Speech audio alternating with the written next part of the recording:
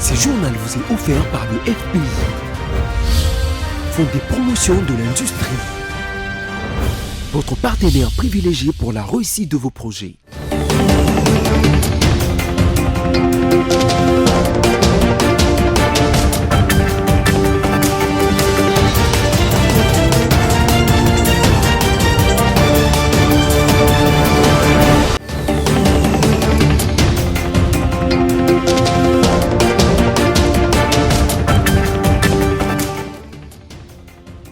Mesdames, Messieurs, bonsoir. Bienvenue à cette grande édition du journal sur votre chaîne BC Télévision. Place au sommaire.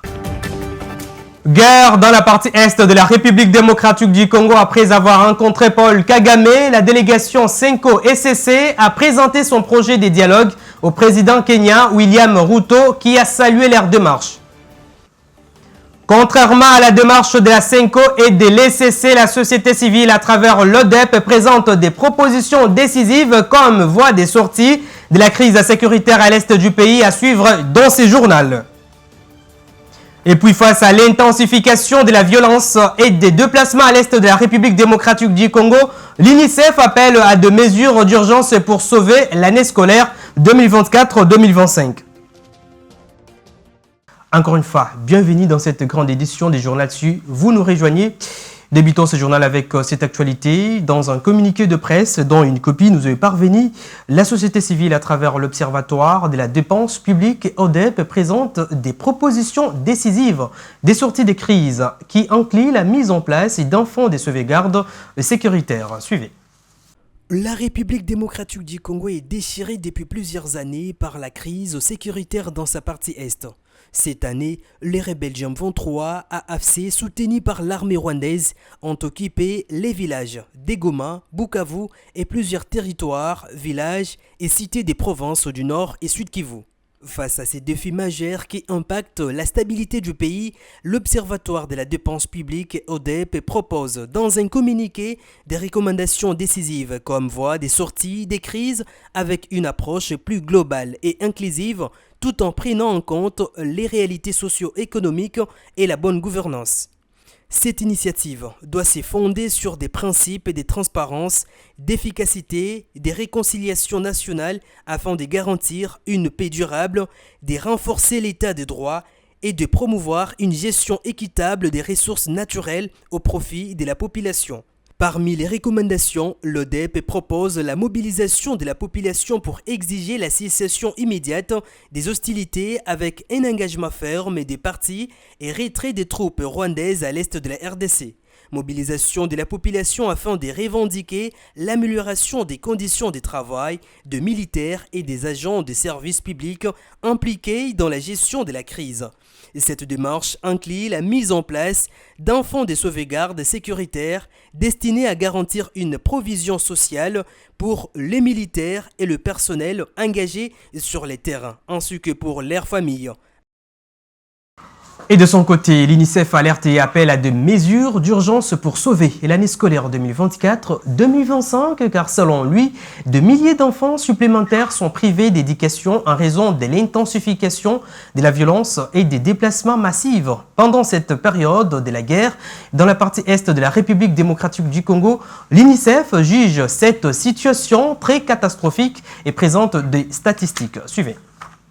33 000 enfants de plus sont désormais déscolarisés, avec le risque que plusieurs ne retournent jamais à l'école face à l'intensification de violences et des déplacements dans l'est de la République démocratique du Congo. L'UNICEF appelle à des mesures d'urgence pour sauver l'année scolaire des centaines de milliers d'enfants victimes de l'agression rwandaise. L'UNICEF présente une statistique selon laquelle, avant même cette récente escalade du conflit, les systèmes éducatifs à l'est de la RDC étaient déjà sous une immense pression, notamment en raison du nombre élevé de personnes déplacées. Sachez que plus de 6,5 millions de personnes, dont 2,6 millions d'enfants, ont été contraintes de fuir leur foyer dans la région. Et actuellement, depuis le début de l'année, le violent affrontements ont entraîné la fermeture de plus de 2500 écoles et espaces d'apprentissage dans les provinces du Nord et du Sud Kivu, y compris ceux dans les camps de personnes déplacées. Selon l'alerte de Jean-François Baz, représentant par intérim de l'UNICEF en République démocratique du Congo, 795 000 enfants sont désormais privés d'éducation. Sur ces, l'UNICEF appelle à des mesures d'urgence et travaille avec ses partenaires pour assurer la continuité de l'éducation, afin de mettre en place des espaces d'apprentissage temporaires et distribuer du matériel scolaire ainsi que des kits d'hygiène. Poursuivant ces consultations, la délégation de la CENCO et l'ECC a été reçue ce mardi 18 février 2025 par le président kenyan William Ruto, à qui elle a présenté son projet de dialogue pour la paix et le bien vivre ensemble en République démocratique du Congo et dans les Grands Lacs. Ceci après l'étape de Bruxelles où elle a rencontré plusieurs personnalités de l'opposition politique, dont Moïse Katumbi et les cadres de son parti Ensemble pour la République. Cette délégation de l'ECC et de la CENCO avait déjà rencontré il y a quelques jours un autre chef d'État étranger, le président rwandais Paul Kagame, pour ce même exercice. Les églises catholiques et protestantes espèrent à une sortie des crises pacifiques afin de préserver la vie des populations civiles avec éventuellement l'organisation d'un dialogue inclusif.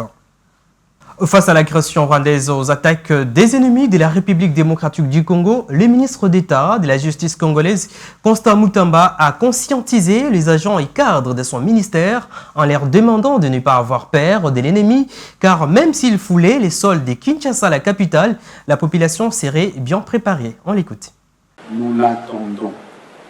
Les petites trahisons que vous avez vues à l'Est ne se passeront pas ici à Kinshasa. Vous avez compris? Oui, Excellence. Si là-bas, ils ne se sont pas battus, ici, ils vont comprendre que recourir au Kalachnikov n'est pas l'apanage d'un groupe d'individus. N'est-ce pas? Oui. Nous tous, nous avons des mains, nous tous, nous avons des pieds. Est-ce que vous avez compris? Oui. Recourir au Kalach n'est pas l'apanage d'un groupe d'individus. Il faut faire attention. Le président Tshisekedi a été élu démocratiquement par le peuple congolais. Il n'a violé aucune loi, aucun article de la Constitution. Si on veut le contester, il faut attendre qu'il termine son mandat constitutionnel. Nous n'accepterons, je dis bien, nous n'accepterons aucun coup de force. Nous n'accepterons aucun coup de force pour déstabiliser les institutions de la République. Légalement et légitimement établi. Surtout pas un coup de force qui passe par une armée étrangère. Pendant 37 ans, le président Tshisekedi a mené une lutte noble et pacifique. Donc soyez bien, soyez préparés. Mobilisez-vous. Mobilisez vos enfants, mobilisez vos membres de famille. Soutenez le public. Vous l'avez certainement appris que l'Union pour la démocratie et les progrès sociaux, UDPS, parti au pouvoir, dénonce dans un communiqué publié le lundi du 7 février dernier le meurtre quotidien de nombreux Congolais et de certains de ses membres dans les zones occupées par les rebelles du M23, soutenus par les Rwandais. La rédaction de BSI Télévision a fait appel à l'un des membres de ce parti, Patrick Kampiana, qui est indigné de cette situation et appelle la communauté internationale à être attachée à ces valeurs liées aux droits de l'homme. On l'écoute. Le PS n'a jamais prôné la violence. D'ailleurs, si vous analysez la façon dont nous réagissons, c'est par des marches pacifiques, parce que nous croyons à une solution pacifique. Alors, le fait qu'on est en train d'assassiner les uns et les autres au niveau des territoires occupés, je pense que si ces gens-là pouvaient avoir la force d'arriver jusque dans l'espace Grand Katanga, dans le Kasaï, on risquait de parler de massacre. Parce que déjà, au niveau du Sud Kivu et du Nord Kivu, s'ils commencent déjà à tuer les membres de l'UDPS, c'est des milliers et des milliers, je dirais même des millions de membres, donc ça risque d'être des crimes contre l'humanité. Et par rapport à la communauté internationale, je crois que la communauté internationale doit être attachée à ces valeurs liées aux valeurs liées aux droits universel aux droits de l'homme tel qu'est consenti dans la Déclaration universelle des droits de l'homme. Et je pense qu'il faut arrêter cette entreprise macabre qui est en train de prendre de l'ampleur. Parce qu'hier, c'était du côté de Bunagana, Nirangongo, et aujourd'hui, c'est la ville de Goma et même la ville de Bukavu, et on parle même de Walungu. Donc, je pense qu'il faut à un certain moment que l'humanité tout entière puisse se mettre d'accord par le fait que pendant 30 ans, il y a plus ou moins 12 millions ou 13 millions de Congolais et il y a aujourd'hui des Congolais qui sont tués par le fait qu'ils ont choisi l'Union pour la démocratie et le progrès social. Donc, je pense que nous, membres de l'UDPS, nous sommes censés être unis. D'ailleurs, devant cette situation, je crois que les deux camps de l'UDPS, les camps d'Eobizibou comme les camps Kabuya, nous sommes censés nous mettre ensemble pour que nous puissions faire face à cette situation qui nous arrive. Toujours dans le même chapitre, une rencontre a été organisée dans le sud du territoire d'Irumu en Ituri, plus précisément à Boga, entre l'armée ougandaise et l'armée congolaise qui opèrent conjointement dans la traque des rebelles des ADF. Tout juste après la dite réunion à Boga, les gouverneurs militaires de l'Ituri a échangé également avec la première délégation de l'armée ougandaise.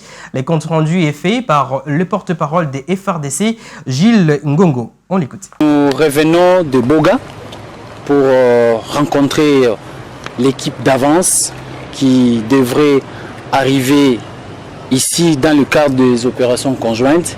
Mais avant d'y arriver, c'est la première réunion que nous venons d'effectuer avec le commandant des opérations militaires en Ituri, le gouverneur militaire. À son côté, il y a eu le commandant 32e région militaire et le commandant secteur opérationnel d'Ituri, également une délégation de l'armée UPDF.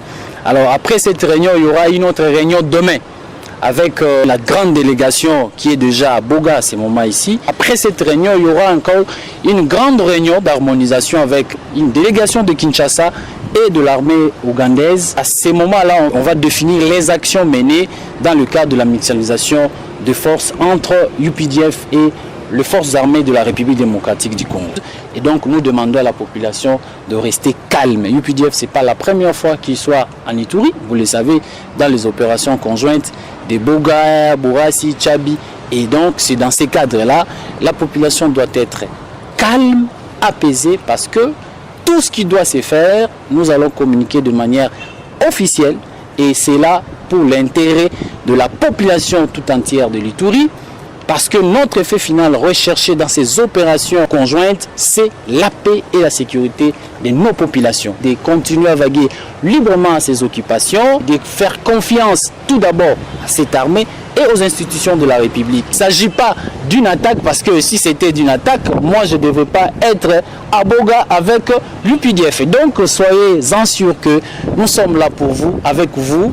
Pour vous et par vous, nous allons revivre la paix dans toute quiétude. Et à ce moment ici, le vivre ensemble va nous caractériser. N'oublions pas les contextes. Nous sommes dans un contexte d'agression. Et donc, la population doit aiguiser du patriotisme, de l'amour du prochain et surtout de donner la bonne information. D'une province à une autre, la journée du 17 février 2025 n'était pas des tout repos pour les gouverneurs du Congo central, grâce Bilolo qui a accordé une série d'audiences à plusieurs délégations, notamment celle des ayants droit dans les territoires des Songololo et celle de la direction générale d'Ecobank, mais aussi les cadres de l'Agence nationale pour la promotion des investissements, tous venus pour soumettre leurs projets au gouverneur qui les a reçus dans son cabinet de travail. Reportage. Une journée chargée pour le gouverneur Grace Kwanga-Maswangi Bilolo. Faisant du développement du Congo central son cheval de bataille, l'exécutif provincial a accordé plusieurs audiences dans son cabinet de travail ce lundi 17 février 2025. En premier lieu, le gouverneur de la province du Congo central a reçu la délégation de la direction générale des Locobank, conduite par Joël Kabouya Kaninda, directeur général adjoint, qui est venu soumettre différents projets relatifs au développement et au bien-être de la population du Congo central. Donc on voulait, pendant cette mission, après les civilités, montrer au gouverneur quel est notre plan d'expansion pour la province, mais également discuter avec lui sur les différents projets qui sont dans son plan social sur la province et lui dire comment nous pensons pouvoir l'accompagner. À ce stade, nous sommes encore en train de discuter sur 4 ou 5 projets. Donc les équipes vont travailler toute la semaine. Comme j'ai dit, on est là pendant la semaine.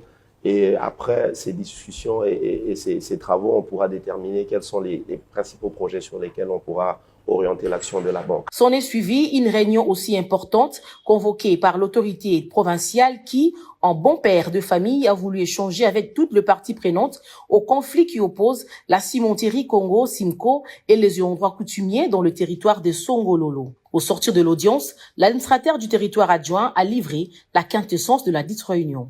Il y a eu quelques règlements qu'il fallait normalement résoudre au niveau de Simco, Nyumba ya Kiba. Vous voyez ici avec Simco, il y a la notabilité, il y a les ayants droit qui nous ont accompagnés ici normalement pour traiter leurs problèmes. Il s'agissait là de quelques réclamations des ayants droit qui restent tout autour de la société, qui est toujours à la vie de notre territoire et surtout de notre province. C'est pourquoi nous sommes venus ici sur l'invitation de l'Excellence, Monsieur le Gouverneur, qui a toujours suivi plusieurs fois les problèmes qui passent dans de différents territoires. Mais ici, il s'agit normalement du territoire de Songololo. Le chef de la délégation de la Simco et le chef coutumier représentant les ayants droit ont également éclairé l'opinion davantage. Il y a eu problème de communication, changement de génération. Les jeunes viennent, nous comprenons leurs attentes. Peut-être ils n'ont pas été au courant de ce que leur grand-père avait signé. Mais bon,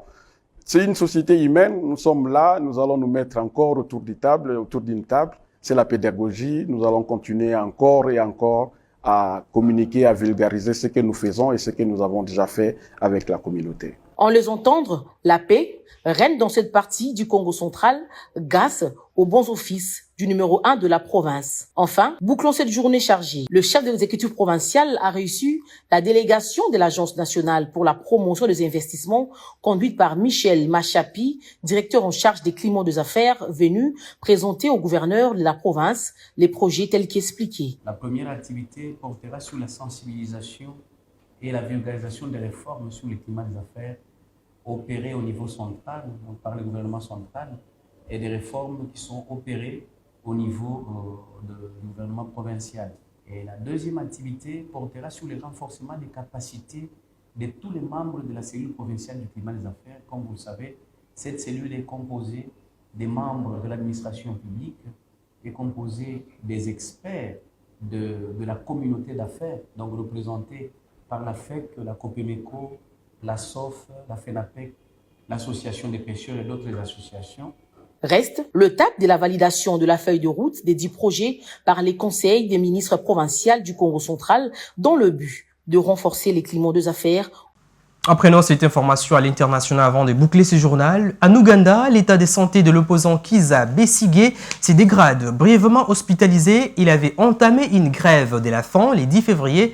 L'ancien médecin au personnel du président Yoweri Museveni avait été enlevé en novembre dernier lors d'un déplacement au Kenya. Kizza Besigye était depuis jugé devant une cour martiale pour la trahison et fait passible de la peine capitale. Suivez les détails avec nos confrères de France 24. Pour le président Yoweri Museveni, Kizza Besigye est l'homme qui dérange. Opposant depuis 25 ans et jadis médecin personnel du président, il est aujourd'hui accusé de menaces à la sécurité nationale. Depuis le 20 novembre 2024, il comparaît devant un tribunal militaire et risque la peine capitale. Le 10 février, Kizza Besigye entame une grève de la faim pour dénoncer sa détention illégale. Le vendredi dernier, il est hospitalisé brièvement suite à la détérioration de son état de santé. Il ne boit que de l'eau. Il a été vu pour la dernière fois au tribunal mardi et il avait l'air très fragile et déshydraté. Ils devraient rapidement et immédiatement le transférer dans un établissement capable de le prendre en charge, en dehors de l'enceinte de la prison de Luzira. Ancien colonel ayant quitté l'armée en 2001, Kizza Besigye estime qu'il doit être jugé par un tribunal civil. Un sentiment validé par la Cour suprême ougandaise fin janvier. La plus haute autorité judiciaire du pays avait jugé inconstitutionnelle la comparution d'un civil devant un tribunal militaire. Cependant, le président Museveni a contesté cette décision. Le président a défié les tribunaux et déclaré qu'il n'était pas d'accord avec la décision de la Cour suprême. Il a dit « Je vais créer une nouvelle loi afin de punir mon opposition ». C'est du totalitarisme. Alors que les militaires veulent continuer le procès devant un tribunal militaire, le ministre de l'Information a annoncé sur X que le gouvernement serait en train d'expédier le transfert du dossier vers un tribunal civil. Mesdames, Messieurs, ce journal est complètement terminé. Place à présent au rappel des principaux titres. Vous l'avez suivi dans ce journal. Après avoir rencontré Paul Kagame, la délégation Senko-SSC a présenté son projet de dialogue au président kenyan William Ruto qui a salué leur démarche. Contrairement à la démarche de la Senko et de l'SSC, la société civile à travers l'ODEP présente des propositions décisives comme voie de sortie de la crise sécuritaire à l'est du pays. Et enfin, face à l'intensification de la violence et des déplacements à l'est de la République démocratique du Congo, l'UNICEF appelle à des mesures d'urgence pour sauver l'année scolaire 2024-2025. Mesdames, Messieurs, ce journal est complètement terminé. Merci de nous avoir suivis. Bonne suite des programmes sur votre chaîne. Au revoir et à la prochaine.